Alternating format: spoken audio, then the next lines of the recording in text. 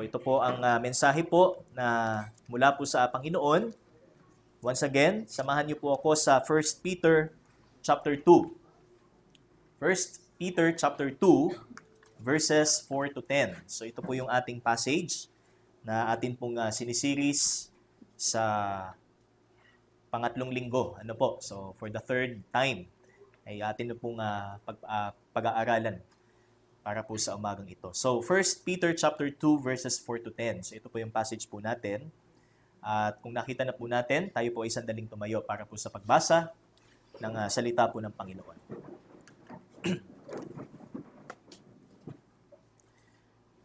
First Peter chapter 2 verses 4 to 10. As you come to him, a living stone rejected by men, but in the sight of God, chosen and precious. You yourselves, like living stones, are being built up as a spiritual house, to be a holy priesthood, to offer spiritual sacrifices acceptable to God through Jesus Christ. For it stands in Scripture, Behold, I am laying in Zion a stone, a cornerstone chosen and precious, and whoever believes in him will not be put to shame. So the honor is for you who believe, but for those who do not believe, the stone that the builders rejected has become the chief cornerstone, and a stone of stumbling and a rock of offense. They stumbled because they disobeyed the word as they were destined to do. But you are a chosen race, a royal priesthood, a holy nation, a people for his own possession, that you may proclaim the excellencies of him who called you out of darkness into his marvelous light.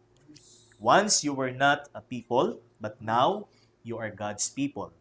Once you had not received mercy, but now you have received mercy. Amen. Sa Diyos ang kapurihan. Tayo po'y manalangin. Yes, Lord, salamat po sa umagang ito na kami po ay privileged to hear once again your word and blessed in every way sa buhay po namin, Panginoon. Salamat po sa pagkakataong ito na muli po ay kami po ay makakarinig ng inyong pong salita at patuloy po na ang salita ninyo ang humubog sa amin, Panginoon, para po sa iyong kaluwalhatian.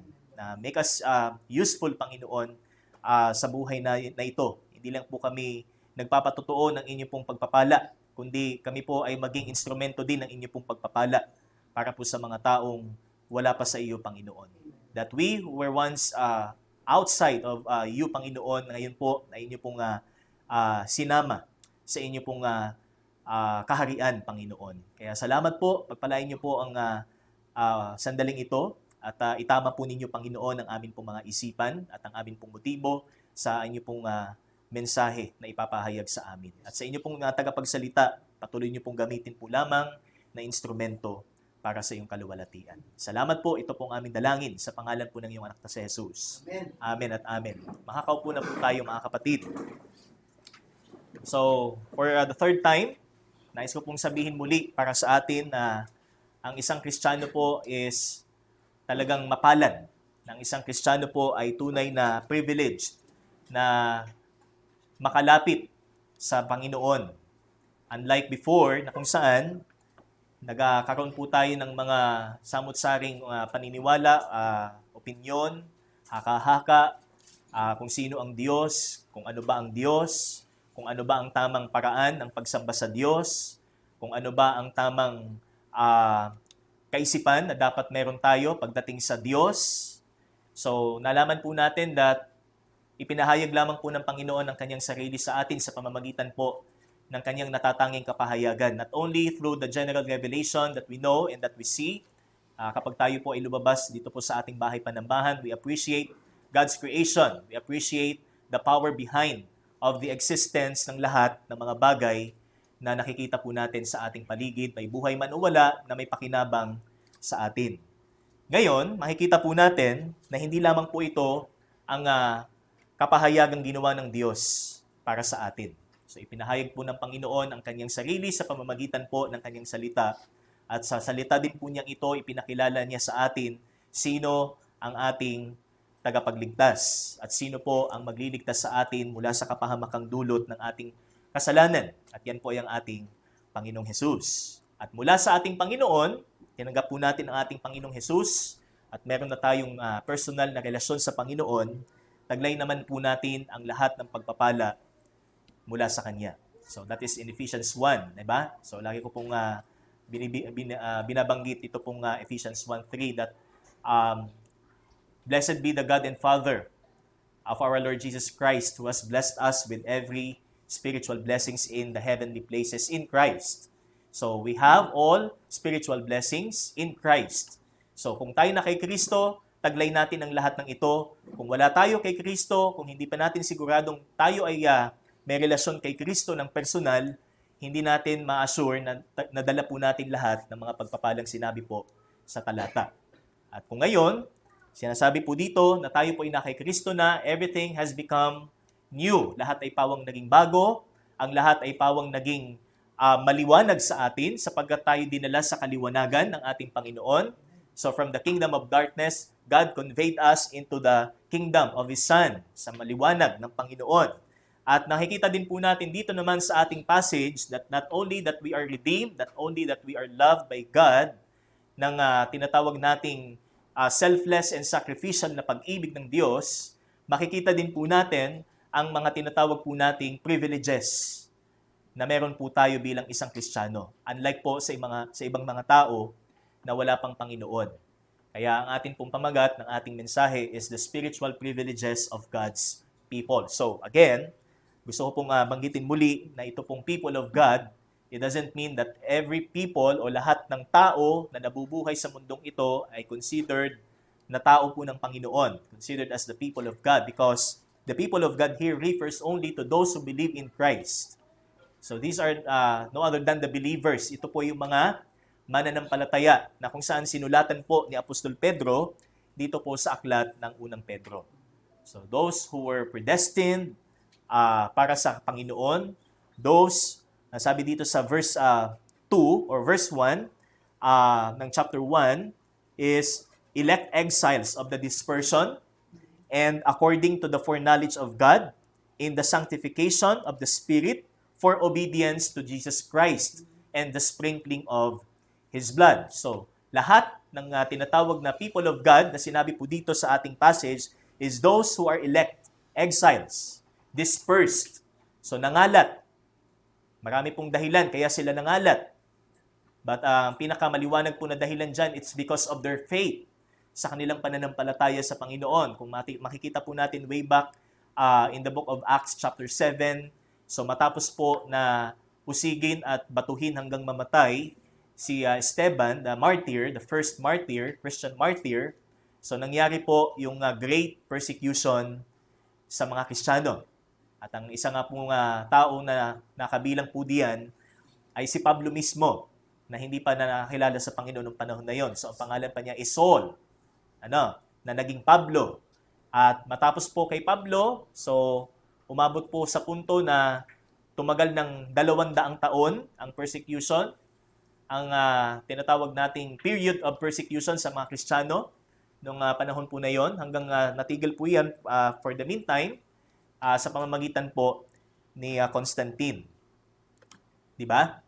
At dito po natin makikita din sa ating passage na ang isang tao ng Diyos or the people of God is siya'y pinapaging bago ng Panginoon o binago ng Diyos bilang isang tunay na bagong nilalang. Hindi lang siya basta naging bago sa kanyang pananamit, hindi lang siya naging bago sa kanyang paniniwala, hindi lang siya naging bago sa kanyang relihiyon, kundi iwinaksi niya ang lahat ng relihiyon at anumang pamamaraan ng tao, at ang lahat-lahat para sa kanya ay walang iba kundi si Kristo.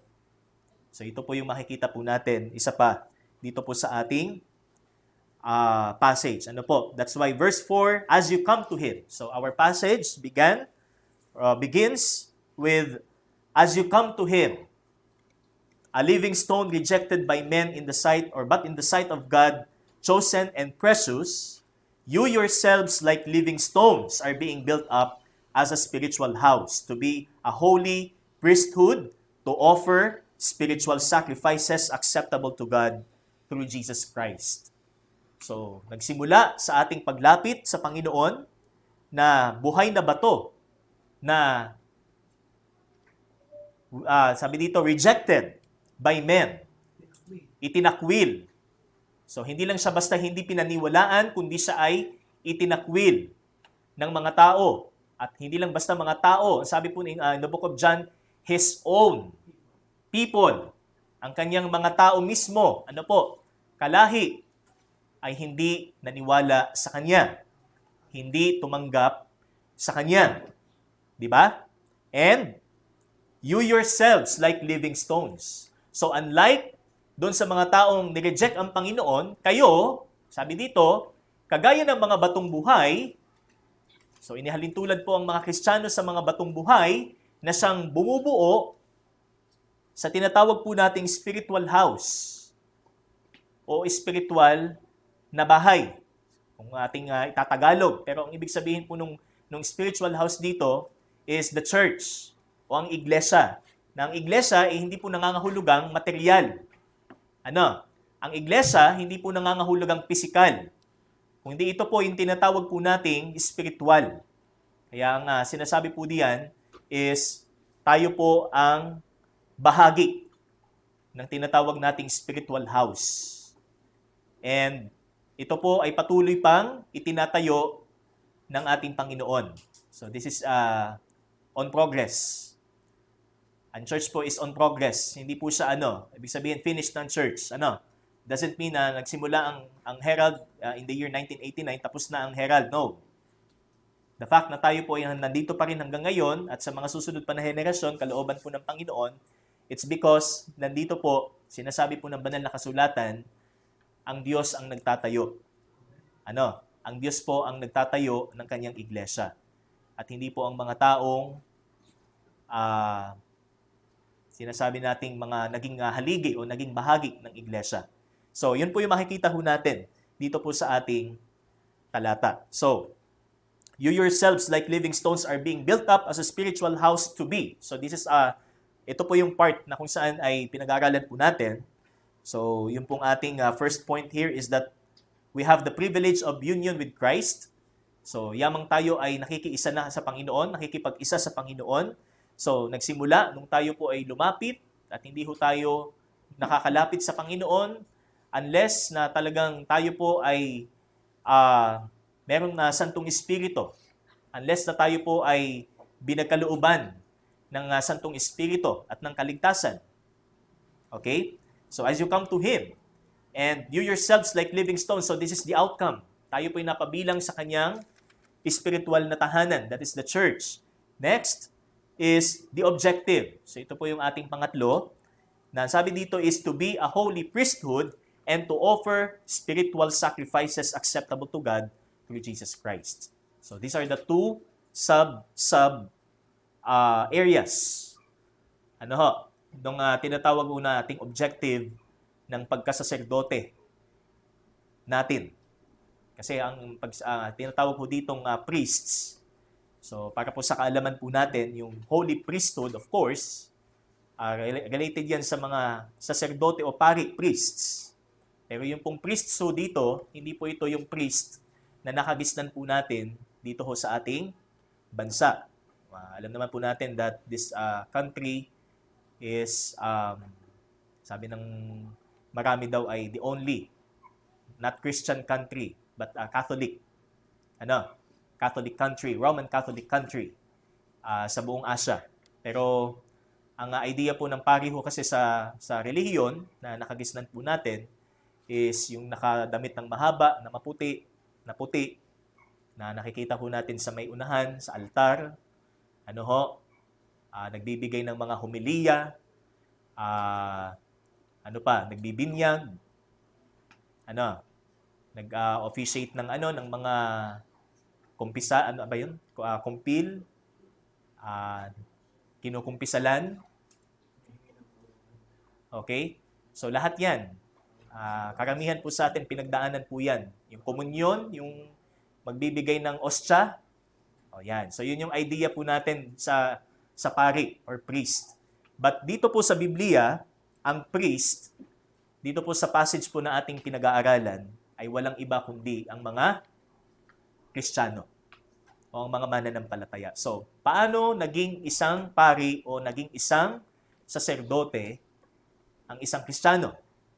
Ano ba ang basic idea na meron po tayo pagdating sa isang pari. So siya yung nagiging presenter sa kasalanan. Kasi sa lumang tipan, kung maalala po natin, ang pari po ang nagsisilbing kinatawan ng tao sa Diyos.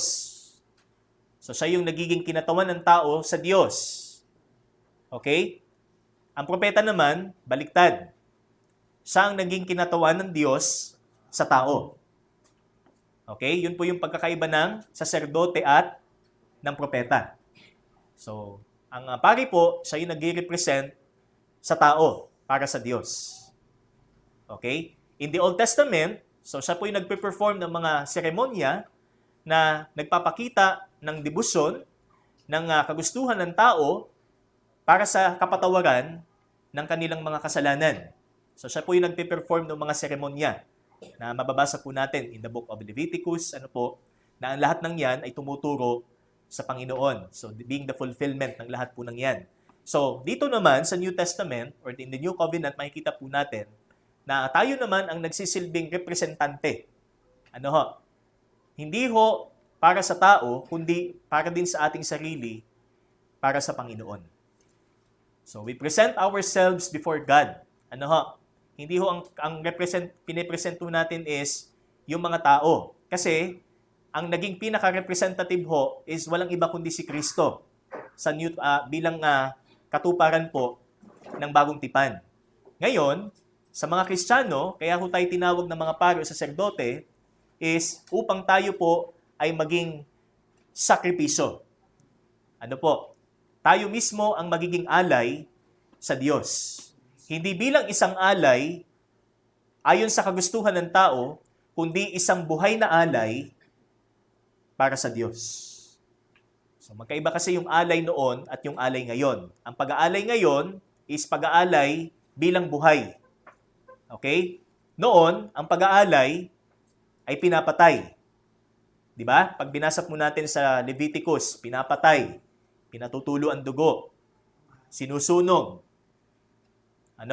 So ganun po yung idea. Pero ngayon, bilang mga buhay na alay.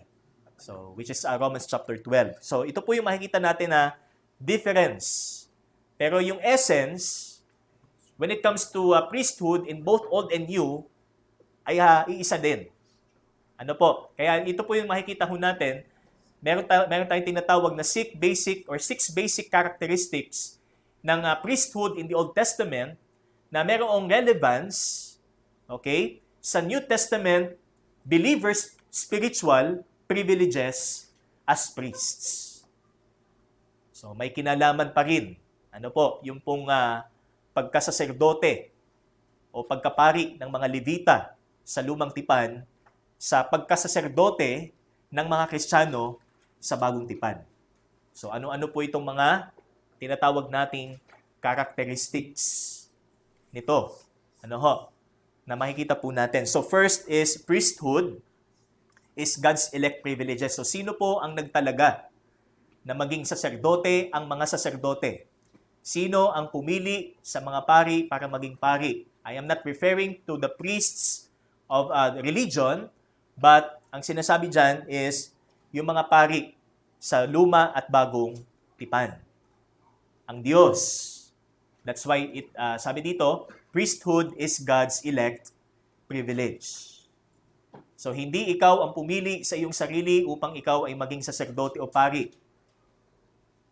Marami ho kasing ganyan na sinasabi nila na sila ay sa Diyos. Sila ay lingkod ng Diyos. Sila ay mensahero ng Diyos. Pero sila ang nagpangalan sa kanilang sarili, hindi ang Diyos ang pumili sa kanila. At yan ay isang mapanganib na paniniwala. Na pag sinabi mong, kaya ako nandito sa church na ito kasi gusto ko eh. Gusto kong umattend dito kasi maganda. Gusto kong umattend dito sa church na ito kasi maraming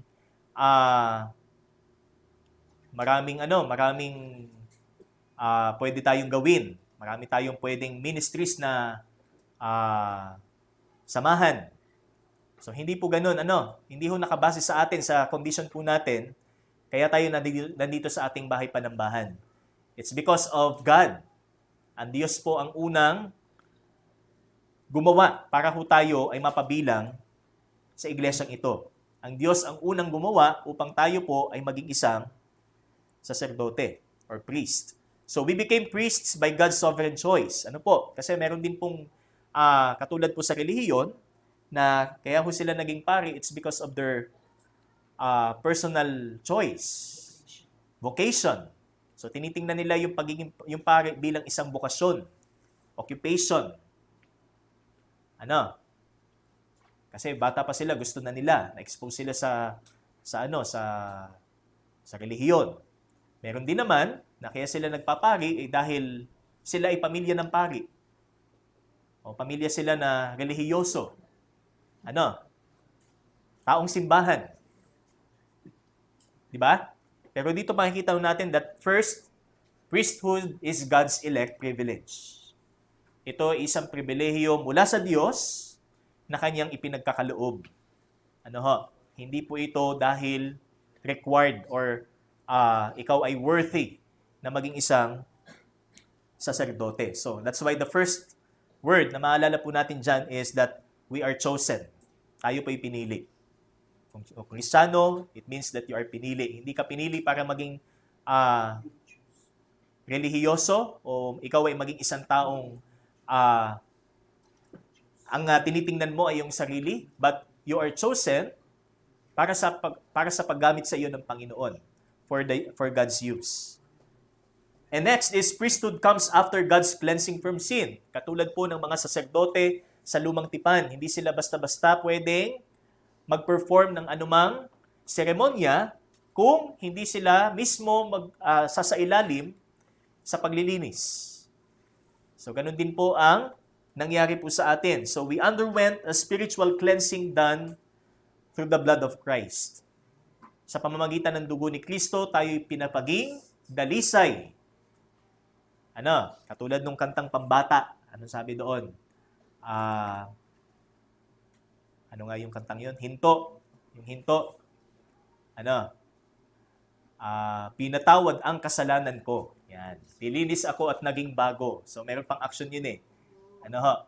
So, pinatawad ang kasalanan ko, nilinis ako at naging bago. Yung parang may hawak pang ganyan. Ano? So, which is true. Amen? So, tayo po'y nilinis at naging bago sa harapan ng Panginoon. At tayo naging bago hindi dahil sa ating mabuting gawa. Hindi tayo naging bago dahil sa ating relihiyon. Tayo naging bago dahil sa Panginoon.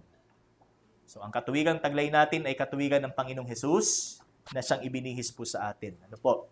So, that's why not only that we are chosen, but also we are cleansed. Okay? Tayo ay nilinis. Mga pari sa Old Testament, sumasailalim sa paglilinis. Tayo naman, once and for all, nilinis ng dugo ng Panginoon. Next is priesthood includes clothing. It includes clothing for righteousness and service. So meron din pong instruction in the Old Testament for the Levites na kailangan maging distinct ang kanilang kasuotan para ma-identify sila bilang mga pari. So tayo naman, we have been clothed with the righteousness of Christ. And the purpose behind that is for service. Para ipaglingkod po natin. Hindi o para maging lang tayo, tagamasid.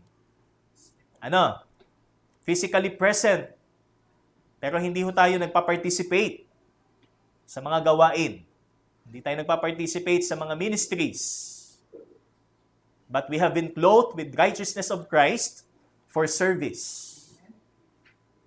For the Great Commission. Para po sa gospel. Mga kapatid, hindi ho tayo maging tikom lamang panghabang panahon at hindi totoo ang ating Panginoon. Okay? So that's why the third here is clothed. So, chosen, cleansed, and clothed. So, may tatlong sin na po tayo dito na po na nagpapaalala sa atin patungkol sa ating pagka-saserdote, kagaya po na sinabi dito po sa ating passage. So, to be a holy priesthood, okay? And in any of these, we have no part except God in Christ. Hindi po ito mangyayari sa atin kung hindi po dahil sa ating Diyos sa pamamagitan ng Panginoon. At meron pang tatlo ho na katangian na dapat po nating malaman regarding our priesthood, na kung saan relevant doon po sa Old Testament. So, number 4, ito po yung ating pang-apat, continuation po natin, is that priesthood comes through the anointing of the Holy One. So, we have to know first what is the word anointing. Madalas po nating mabasa ang salitang anointing in the Old Testament. Kasi ang mga propeta, ang mga saserdote, at maging ang mga hari, they were anointed first bago po sila tumuntong doon sa position na kanilang kabibilangan. Hindi sila magiging propeta, hindi sila magiging saserdote, hindi sila magiging hari kung hindi sila sasailalim sa anointing. So, kadalasan po, usually ang ginagawa po, binubuhusan po ng oil o langis. So, maalala po natin dyan ay si Haring David, sa pamamagitan po ni Samuel.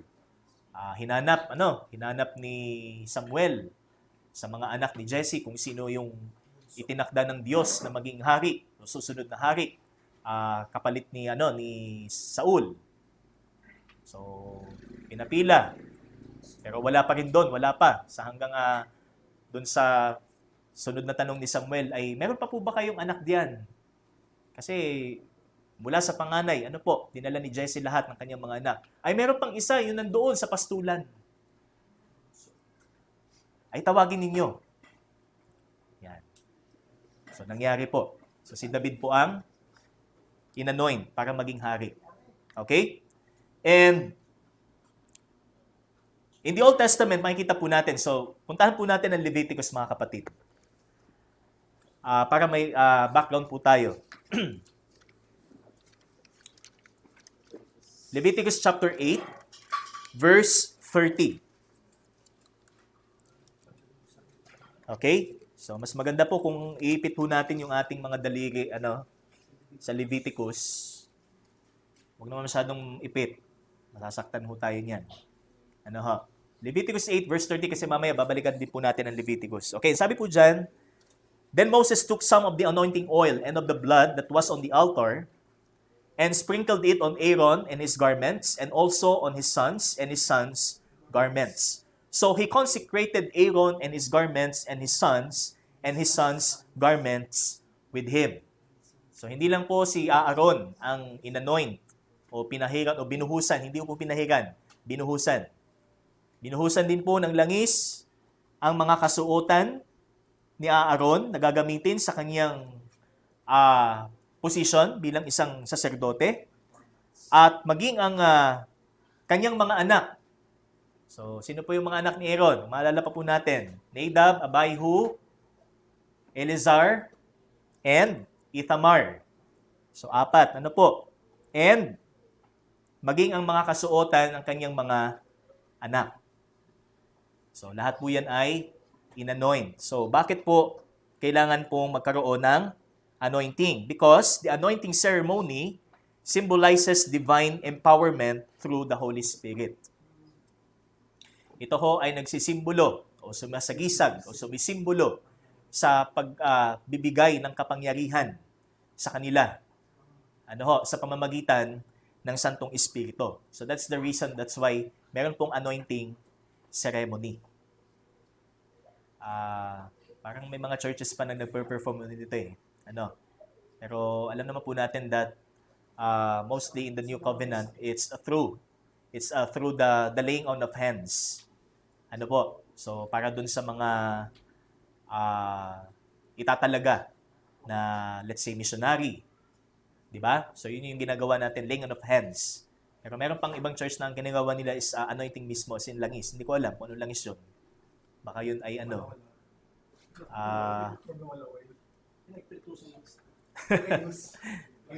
yun, cooking oil? O di kaya efficacent oil? Okay? Mas okay pa yung efficacent. Kasi may may aroma. Okay, but in the New Testament, brothers and sisters, makikita naman po natin 1 John chapter 2 verse 20. But you have an anointing from the Holy One, and you all know. So you have an anointing from the Holy One. So ang ibig sabihin po naman ng anointing dyan is that God has anointed His own with the power and authority of the Holy Spirit's indwelling presence. So, ibig sabihin, sumasa atin ng Santong Espiritu and through that, tayo po ay nakakalapit sa banal na presensya ng Panginoon. Kung maalala po natin, in the Old Testament, in the Levitical priesthood, sino lang ang pwedeng pumasok sa holy place? The priests. Di ba? Hindi po pwede basta-basta pumasok ang tao doon, mamamatay. Kasi nandun po ang presensya ng Diyos. Ang pwede lang pumasok doon ay mga priests o mga saserdote. So ngayon, tayo, in the New Testament, bilang mga pari, spiritual priests, tayo po'y nakalalapit sa banal na presensya ng Diyos. Hindi ho once a year. Ano po? In the Old Testament, ang high priest, minsan lang siya pwedeng pumasok in the most holy place.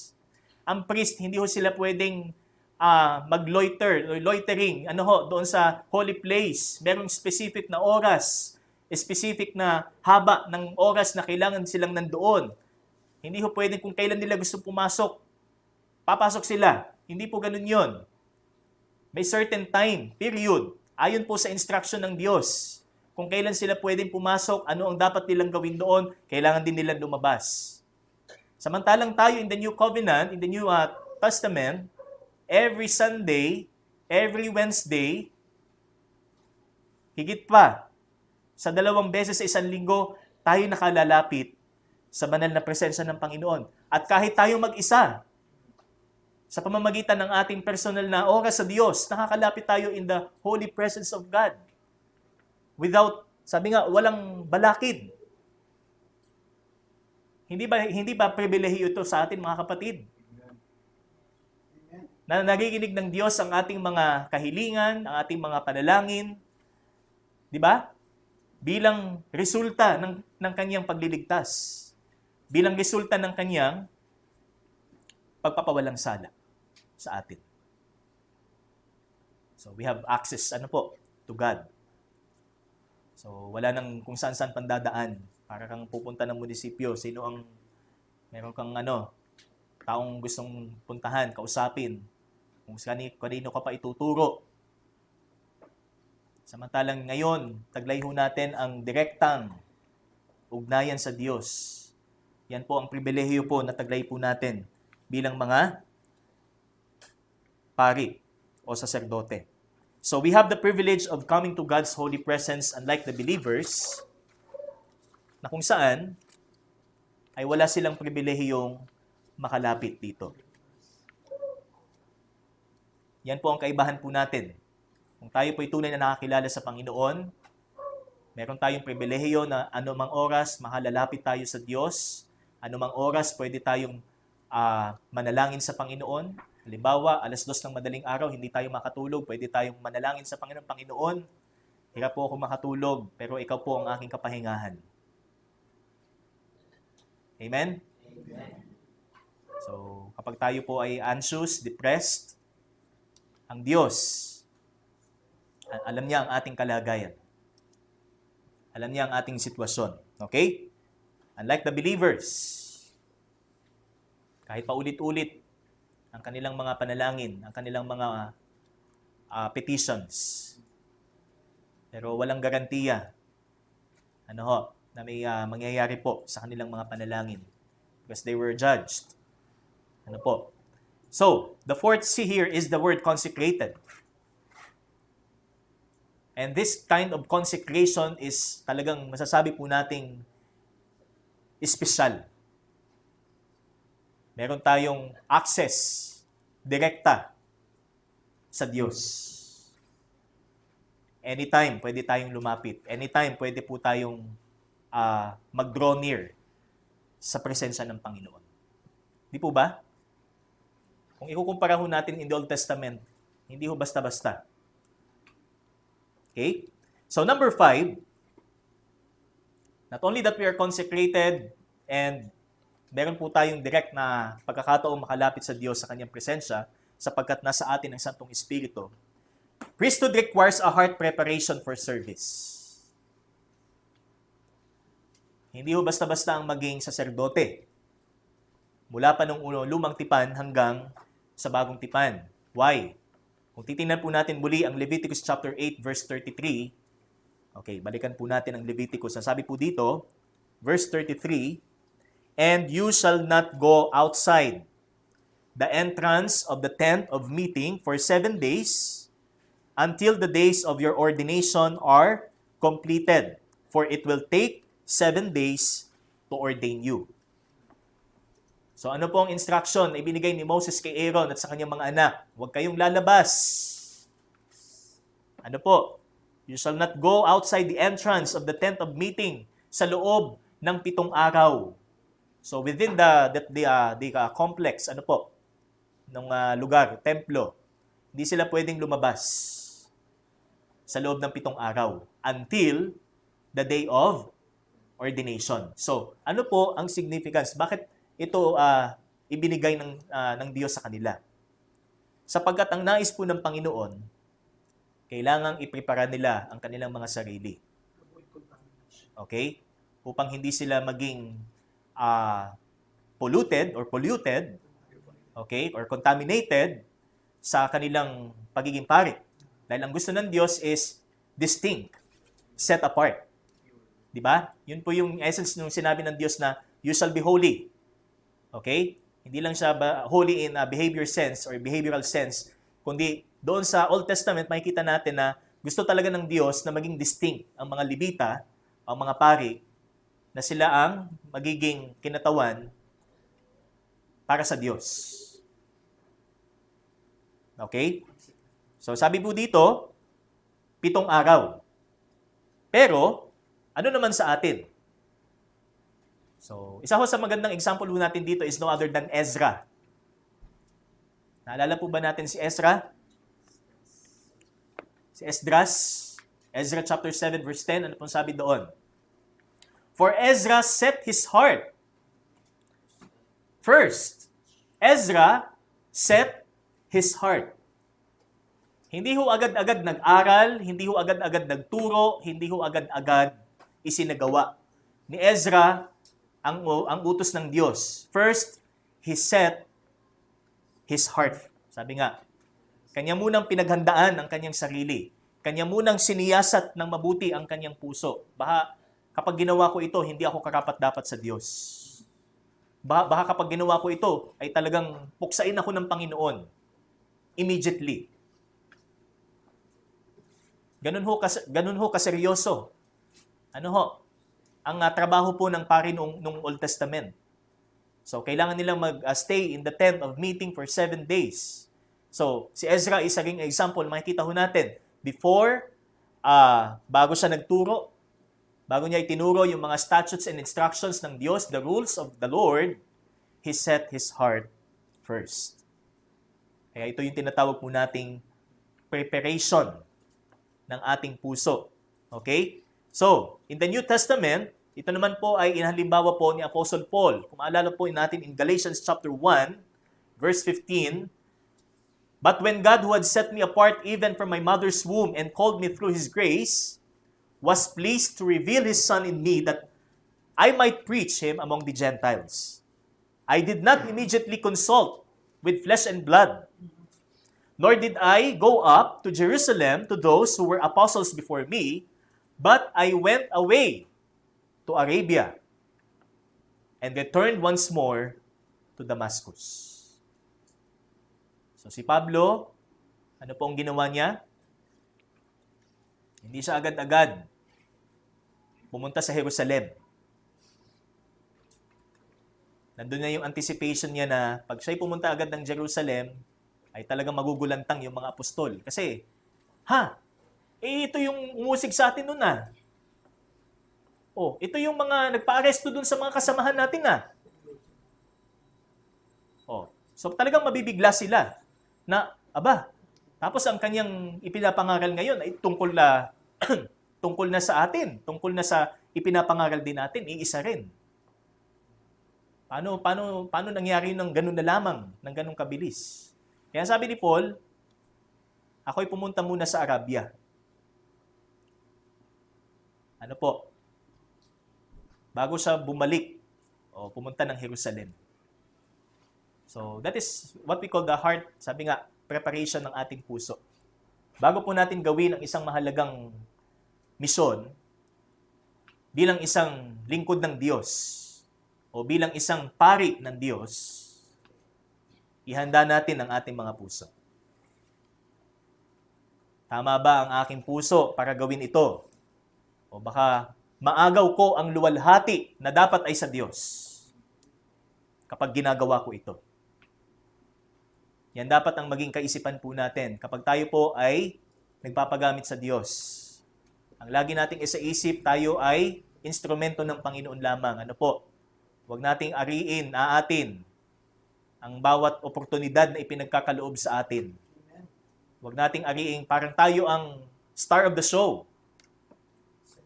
Ano? Parang gusto natin lagi nasa atin nakatutok yung spotlight. Ano ba sabi ko? Spotlight. Ano po? Hindi stoplight. Stop. Ano ho? Yun, nasaan na yung si stop? Okay.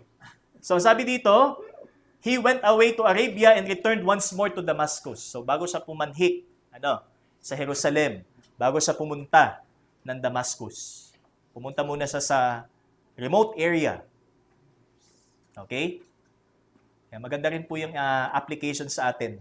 So, bago tayo mag-share ng gospel, bago tayo sumuong sa mission, so, magmuni-muni tayo.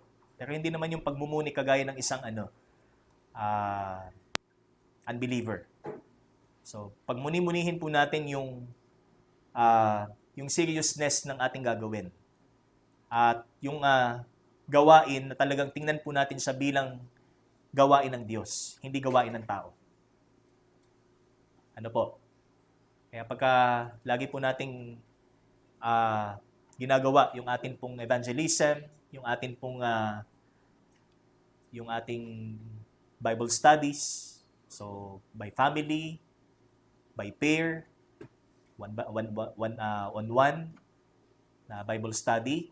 So, applicable po ito. Hindi ho natin pwedeng basta-basta lamang na i-share ang mabuting balita na ang puso natin ay hindi tama sa harap ng Diyos. Ano kung ang puso natin ay matigas? Tapos mag-share ka ng mabuting balita. Yan. Mag-share ka ng mabuting balita, ang nasa utak mo yung nakaaway mo kanina. Di ba? Mahirap. Mag-share ka ng mabuting balita, galing ka sa nakaaway mong driver na tricycle,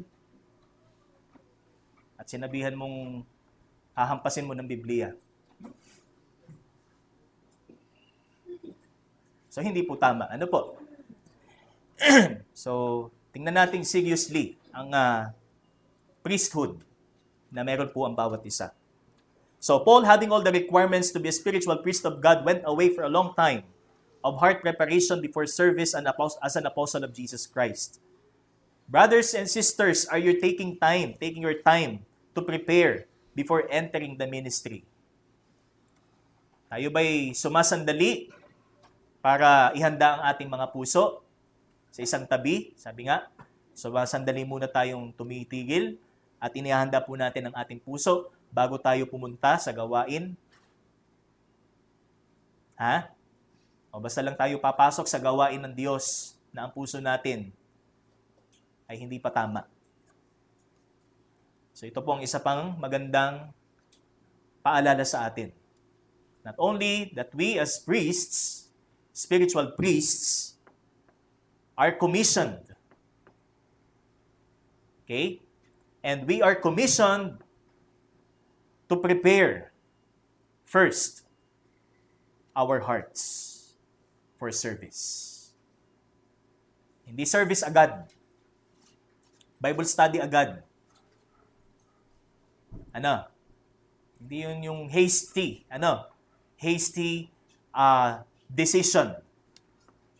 Hindi lahat ng hasty decision may tuturing po nating tama. Because kung hasty ang ginawa nating hakbang, pero hindi tamang ating puso, wala ho mangyayari. sa ating gagawin. Okay?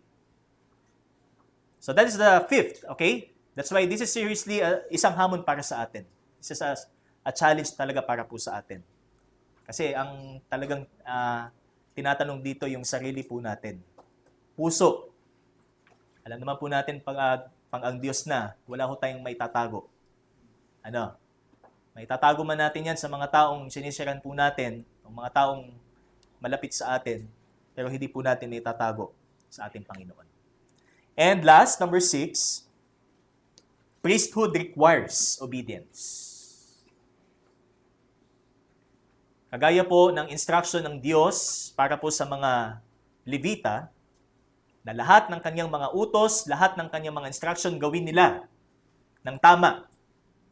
Hindi basta-basta ginagawa lamang, kundi talagang tama ang kanilang attitude, tama ang posture. So yun po yung makikita ho natin in the Levitical times. Sensitibo ho talaga. Hindi ho pwedeng may kaunting may kaunting deviation or lihis. Sabi nga yung kumbaga sa ay talagang perfectly placed. So hindi siya tabingi. Okay? So ito po yung makikita natin. It requires obedience. So in the Old Testament, remember Nadab and Abihu in Leviticus chapter 10. So they took their respective fire pans and after putting fire in them, they placed incense on it and offered strange fire before the Lord, which He had not commanded. Hindi naman sinabi ng Diyos, pero ginawa nila.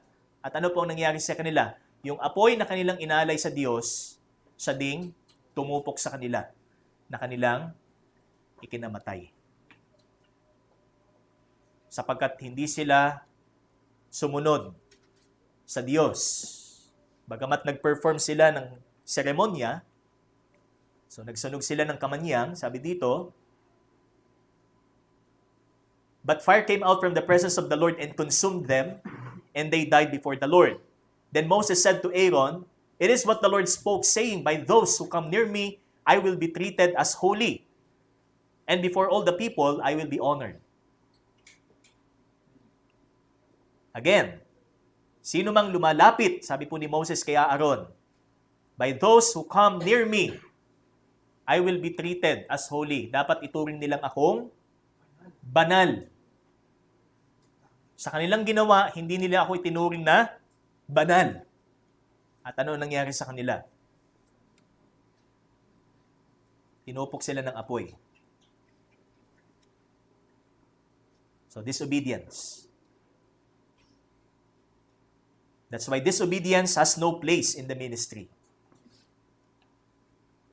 Always, walang puwang ang pagsuway sa ministeryo. Walang puwang ang pagsuway sa gawain. Bagamat hindi po natin maiwasan, ilang beses nang pinaalalahanan, ilang beses nang pinagsabihan, ay antigas pa rin ang ulo. Mapalad ho tayo kung tutuusin. Ilang beses na ba nating sinuway ang Diyos? Mabibilang ba natin, mga kapatid? Kung ilang beses nating sinuway ang Diyos sa isang araw pa lamang, sa isang oras pa lamang, ilang beses nating sinusuway ang Diyos. But by the grace of God, hindi ho nangyari sa atin yung katulad nung nangyari kay Nadab and Abihu, immediately nasunog sila. That's the grace of God. In order for you to repent. Pagsisihan mo, talikuran mo ang iyong kasalanan. Talikuran mo ang iyong katigasan ng ulo. This is a very stark, sabi nga, reminder para sa atin. Na huwag sanang abusuhin natin ang biyaya ng Panginoon. Obedience. Okay? So, disobedience has no place in the ministry. That's why in 1 Peter, so kung babalik po tayo ng 1 Peter, ano po yung ating previous passage? In chapter 1, verse 14, ano po ang sabi doon? As obedient children. So bago po sinabi ni Apostol Pedro na kayo ay mga saserdote ng Diyos na ibinukod para sa Kanya, kayo'y mga anak, obedient children. Bakit ho ito sinabing obedient children? Bakit? Hindi po ibig sabihin, masunurin po itong mga children na ito, itong mga Kristiyanong ito sa kanila. Yung salitang obedient children ho dito, ang ibig sabihin is they are child or children of obedience. Hindi na po tayo disobedient or sons of disobedience. Remember, Ephesians 2. Mula sa pagiging anak ng pagsuway, tayo ngayon ay anak ng pagsunod. Ngayon, alin ang mas madalas sa atin? Ang pagsunod o ang pagsuway? Alin ang madalas nating ginagawa sa ating paglilingkod sa Diyos? Ang sumunod o ang sumuway? Kung tayo istriktong magulang, marami na hong marka sa ating Di ba? Sa ating mga anak, halimbawa, kung tayo istriktong magulang, pagka sobrang tigas ng ulo, pagsabihan mo na't lahat, hindi pa rin nakinig, dinaanan mo na sa diplomasa, hindi pa rin. Siguro marami ng lata yan. Sa puwet, sa balikat, saan pa? Imaginin ho natin, mga kapatid, ang Diyos.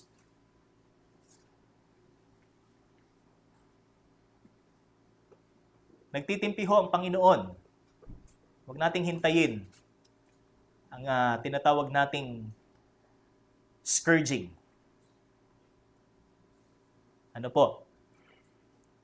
Kapag ipinagpatuloy pa natin.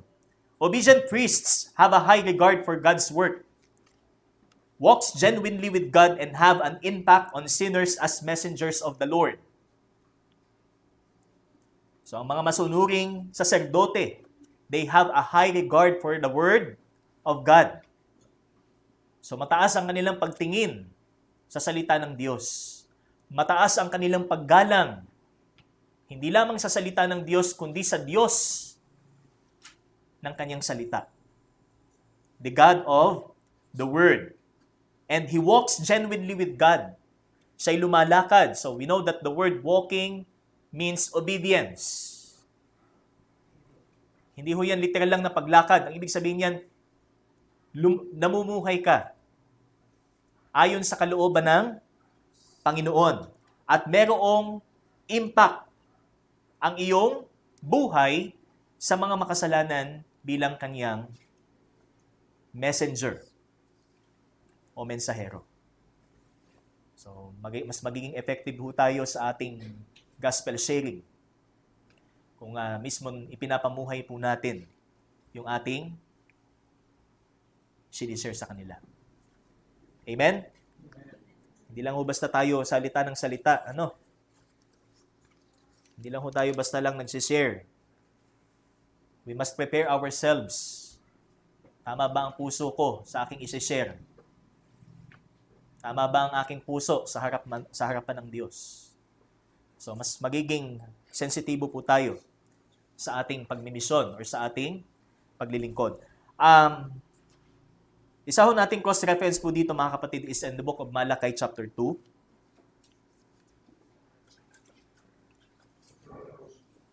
Malachi chapter 2. Tingnan po natin. From verse 1 hanggang verse pababa. Tuloy po natin. Hanggang pababa. So, dito po sa book of Malachi, so, though it is on the last book of the Old Testament, it was the same time na kung saan po ay ang mga saserdote po noong panahon na yon ay ibang-iba kumpara sa saserdote noong panahon ni Moises. Kasi ang mga pari ho dito, mga saserdote ho, although it is still in the Old Testament, ito po ay mga tinatawag na nating apostate na pari o saserdote. So tingnan po natin. And now, O priests, this command is for you. If you will not listen, if you will not take it to heart, to give honor to my name, says the Lord of hosts, then I will send the curse upon you, and I will curse your blessings. Indeed, I have already cursed them because you do not lay it to heart. Behold, I will rebuke your offspring and spread dung on your faces, the dung of your offerings, and you shall be taken away with it. So shall you know that I have sent this command to you, that my covenant with Levi may stand, says the Lord of hosts. My covenant with him was one of life and peace, and I gave them to him. It was a covenant of fear, and he feared me. He stood in awe of my name. True instruction was in his mouth, and no wrong was found on his lips. He walked with me in peace and uprightness, and he turned many from iniquity. For the lips of a priest should guard knowledge, and people should seek instruction from his mouth, for he is the messenger of the Lord of hosts. Verse 7. Ano po sabi dito? Ang labi ng isang saserdote should guard knowledge. Hindi ho basta lamang tayo nagbabahagi ng salita ng Diyos.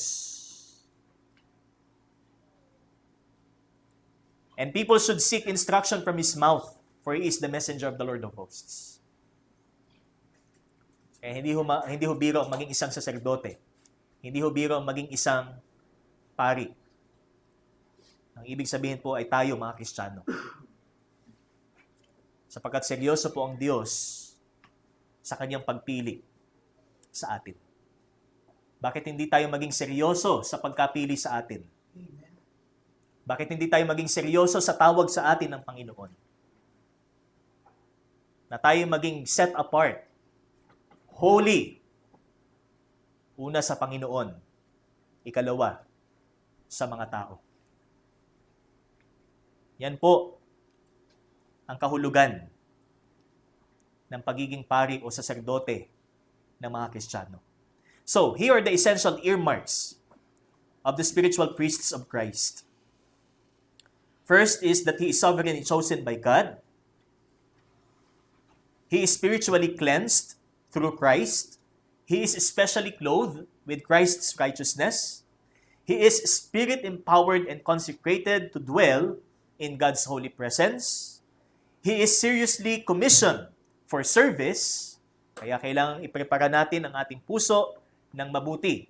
And he staunchly conforms to God's rules and instructions.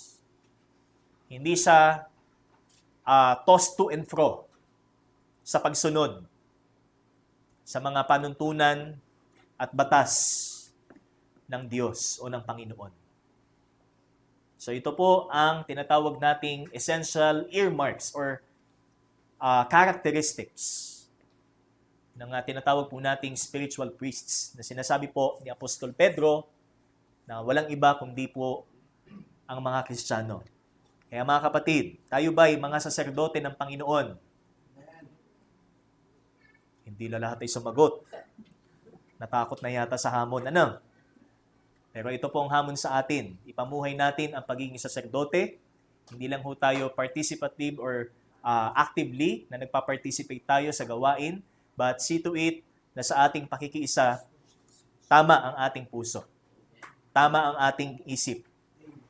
Tama ang ating perspective. Habang piniperform po natin ang mga tungkulin bilang isang saserdote. So what a privilege, brothers and sisters, to be a spiritual priest. What a privilege. Kaya talagang mapalad ang mga Kristiyano. Amen? Amen? Amen. Salamat po sa Diyos. Tayo po'y manalangin. Salamat po Diyos sa iyong salita. Tunay po ng pagkasaserdote ng inyo pong mga anak ay hindi lamang upang kami ay maging present sa inyo pong gawain at aktibo sa amin pong mga ministeryo, Panginoon, or ministries. Kundi, higit sa lahat, magkaroon po kami ng tamang damdamin at tamang motibo sa amin pong paggampan sa lahat ng amin pong mga tungkulin. May pamuhay namin ang nararapat ang inyo pong salita. Matuwid po na inyo pong nakikita ang amin pong mga buhay at ang amin pong mga sarili, Panginoon, sa bawat sandali. Kaya wala po kaming maikukubli sa iyo. Wala po kaming maitatago sa iyo, Panginoon. O Lord, patuloy po, itamang po ninyo ang aming puso, ang aming buhay para sa iyong kapurihan, Patuloy niyo pong ang ang puso po namin ay patuloy niyo pong hawakan at ipaglingkod po namin ang kalakasan at buhay na meron po kami nang nararapat sa iyo pong harapan. Salamat po, ito pong aming dalangin sa pangalan po ng iyong anak na si Jesus. Amen at amen. Sa Diyos po ang kapurihan.